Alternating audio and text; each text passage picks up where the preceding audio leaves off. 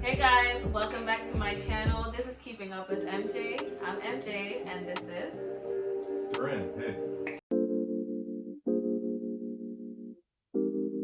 You guys remember him from the last video, right? I'm sure you do. Yeah, I said my Husbae.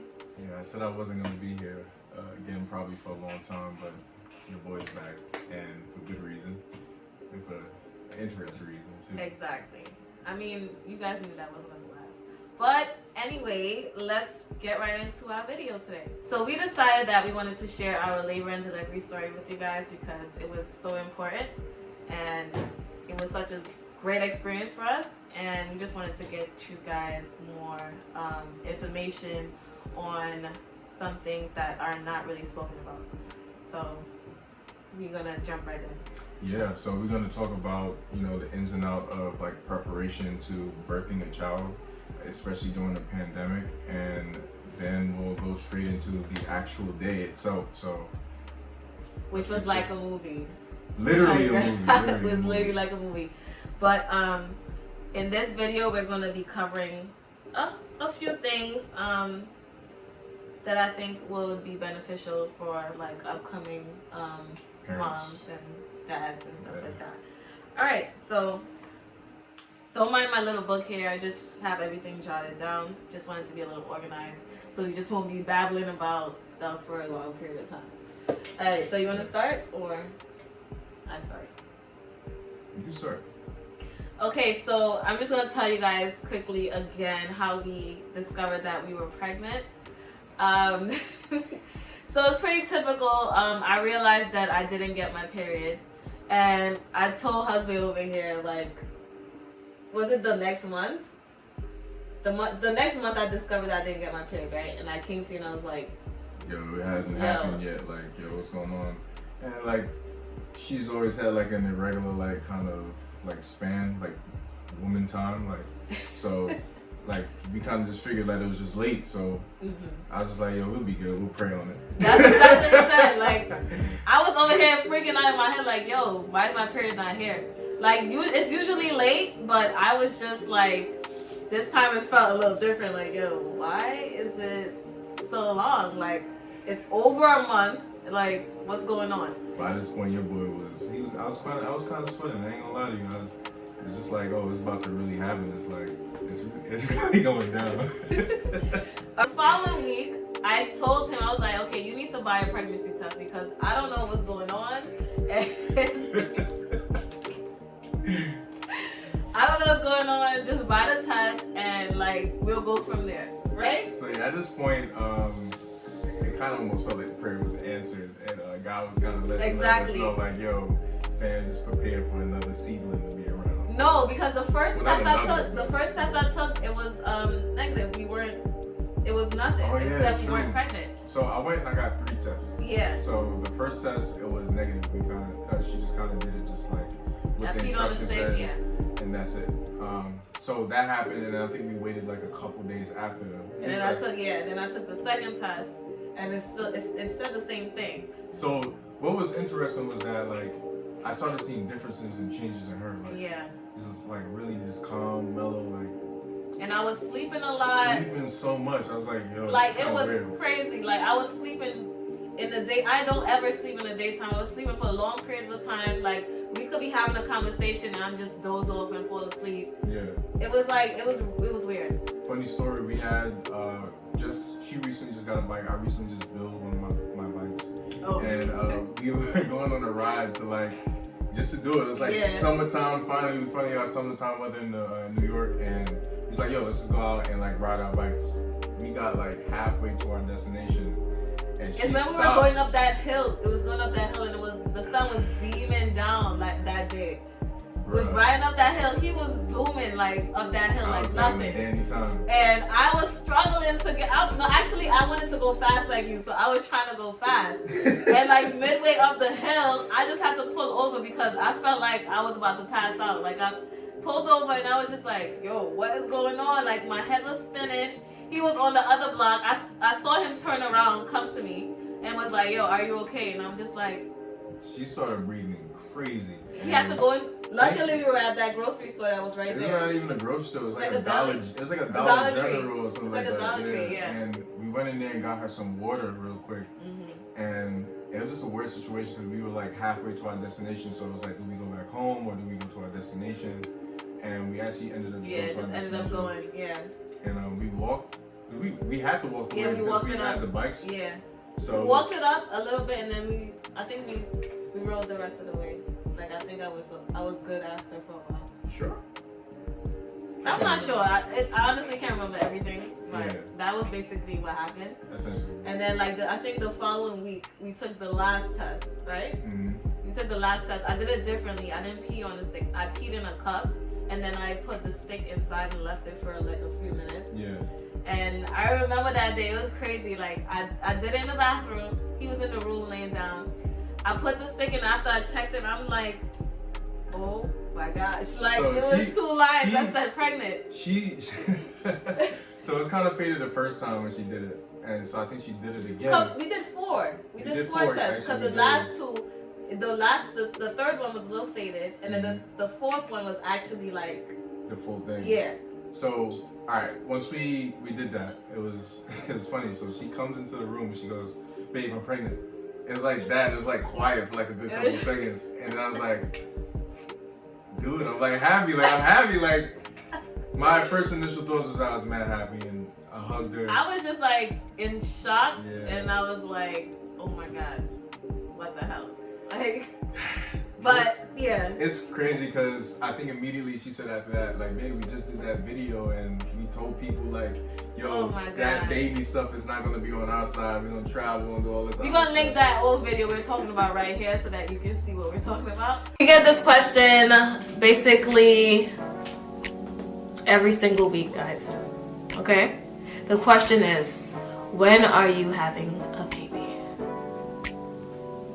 I mean, when it happens, it happens. That's just it. I mean, I can agree with that. When it happens, it happens. But watch that video and we were like sure that we were not having any babies right now. And look at us now. We surely jinxed it. Pretty much. But yeah, that's how we discovered that we were pregnant, guys. So now we're gonna jump into a different segment. So we're gonna talk about the doula situation, right?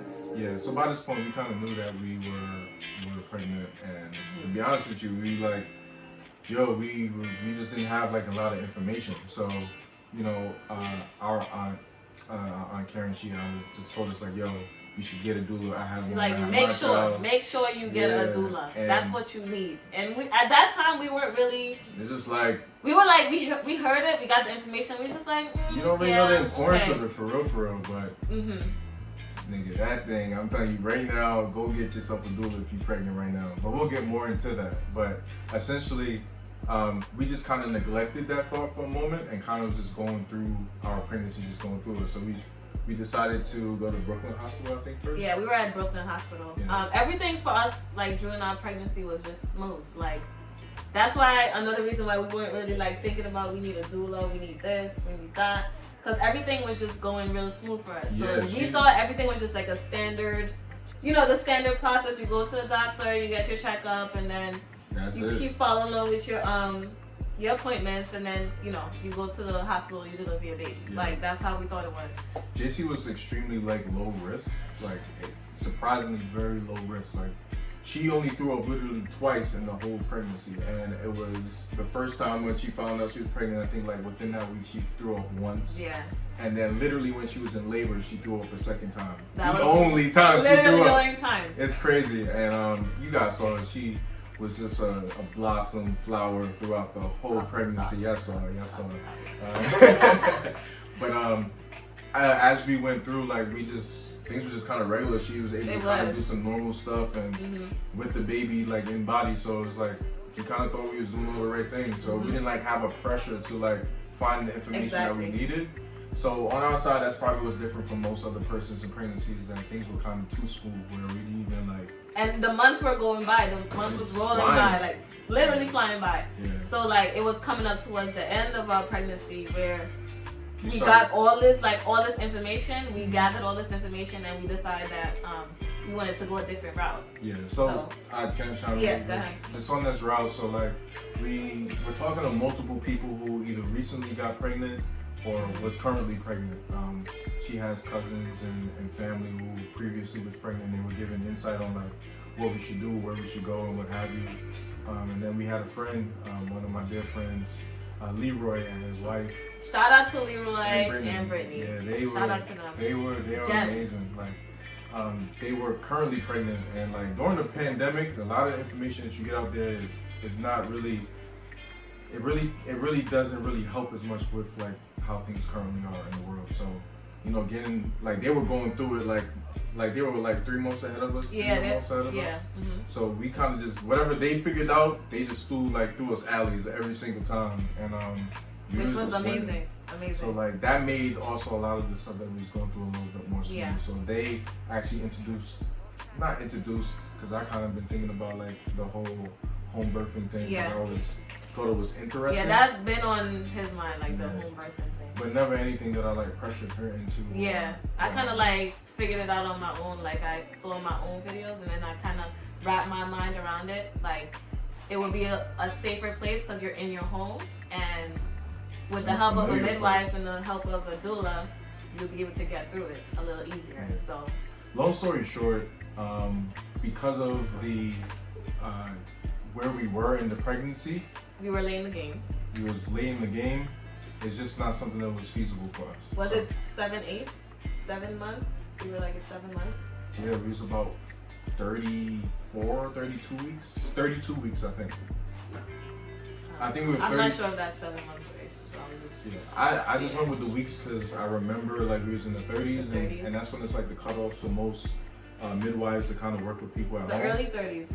Yeah, early 30s. And by that time we thought we actually had one, but it didn't work out. And that was a emotional day. Super like emotional. we thought we locked in those midwives, and they called us like one day telling us that they booked someone else around the same time as our due date, so they won't be able to take us on. I'm not gonna lie, I cried. Like I really cried that day because I really wanted them, because they were really, I thought it was a really good fit for us, those midwives. Yeah, and with the home birth and everything. You committed like a bond with them. Yeah, we kind of got to know them and kind of felt comfortable to let our guards down and stuff like that, because we were big on like having like a relationship with our like the midwives we chose, and like feeling comfortable. Yeah. So that was a really emotional day when we got those bad news. I was just questioning God, like why, why do I feel like everything is not like working out? Like I was really feeling like that.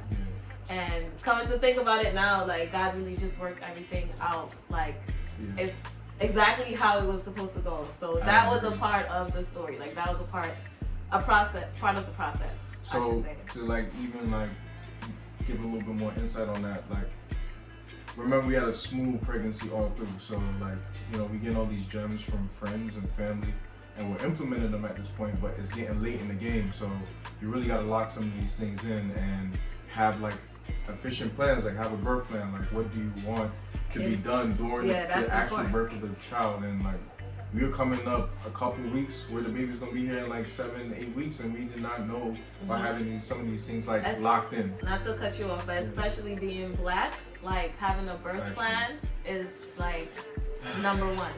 So this kind of even segues into like the next part. Like at this point, we knew that we couldn't have a midwife to do a home birth, so we had to think about, okay, we wanted a similar experience. The next best thing. The next best thing.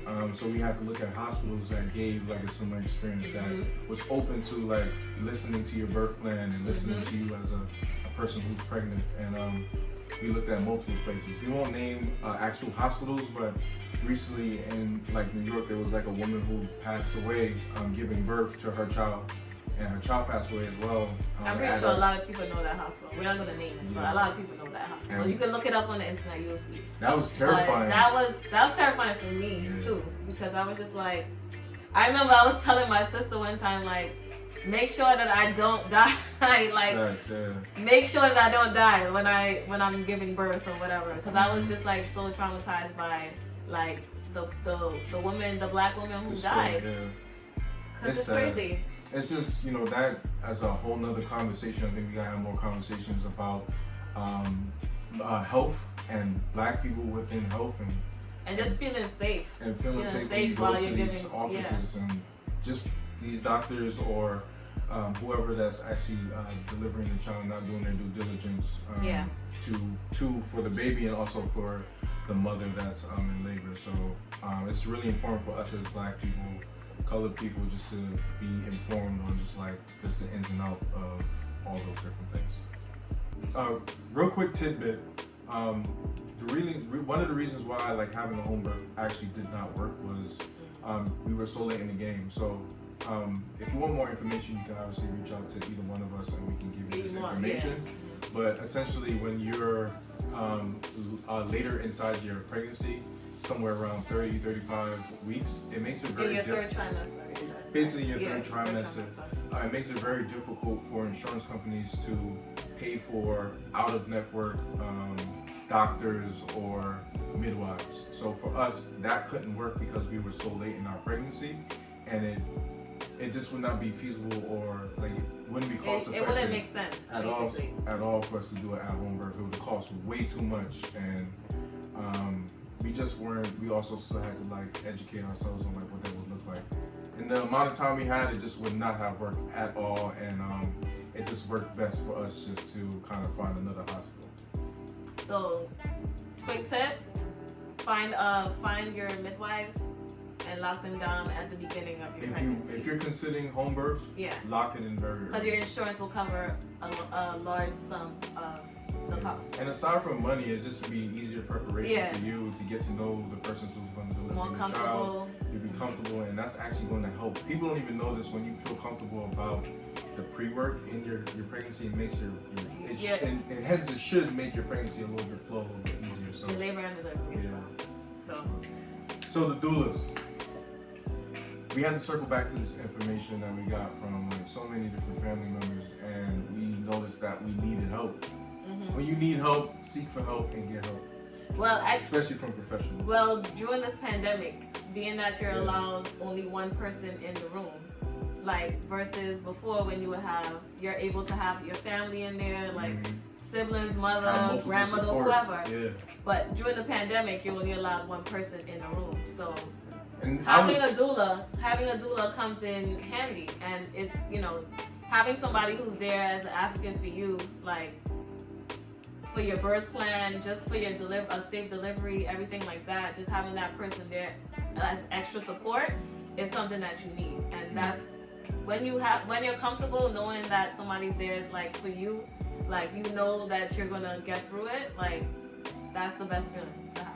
I gotta agree. And then for me, just being the secondary person in this whole situation, it gave me a peace of mind that there was somebody that actually knows what they're talking about to advocate for her. I can do it the best of my abilities, but he never gave birth. I never gave birth. He never saw birth. He never gave birth. So like you need someone who actually went through it, who know what to do, like to support you. So articles, videos on YouTube is not gonna give you that experience. No. And you gotta definitely like go and get those professionals when you need it. Definitely. So get yourself a doula. It would work out for you in the long run. That's all I can say. So it goes into, we actually found our doulas, and we love them to death. Like to this day, we still have a really, really great relationship with them. They're constantly reaching out just to find out how our daughter is and what have you. So we got to this point because we were talking to our friends, Leroy and Brittany, and they were just kind of giving us insight of what they went through. And it was like, listen, you guys, you don't remember or listen to anything we say, get yourself a doula. And at that point, we just was like, yo, we have to do this. And we reached out to their actual doulas. Best decision literally we ever made, because it gave us the peace of mind we needed.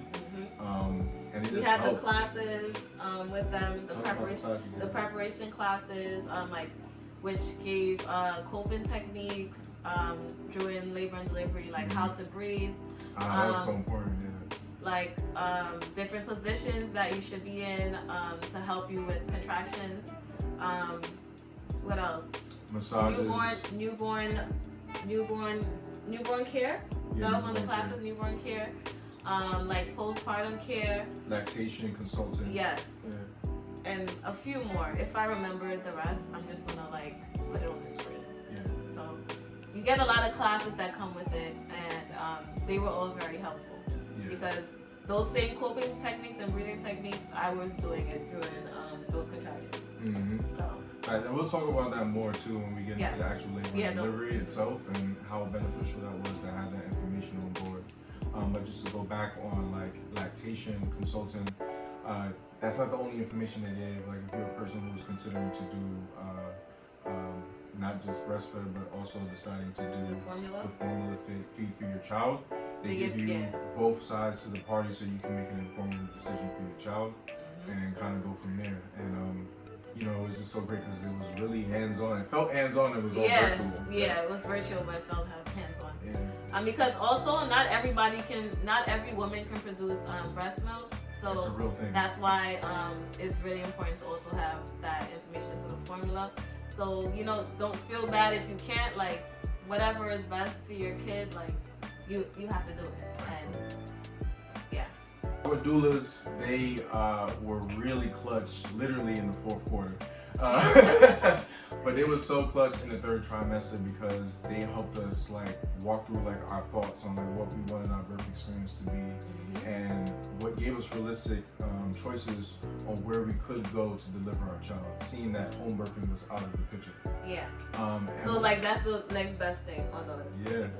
So once we were able to talk with them, they actually referred us to a hospital that's nearby. We also won't name the name. If you want to know, you can reach out. Reach out to us, and we'll give you all the information that you need for that for sure. But this hospital was literally perfect for what we wanted to get, that little at-home-ish kind of vibe. Yeah.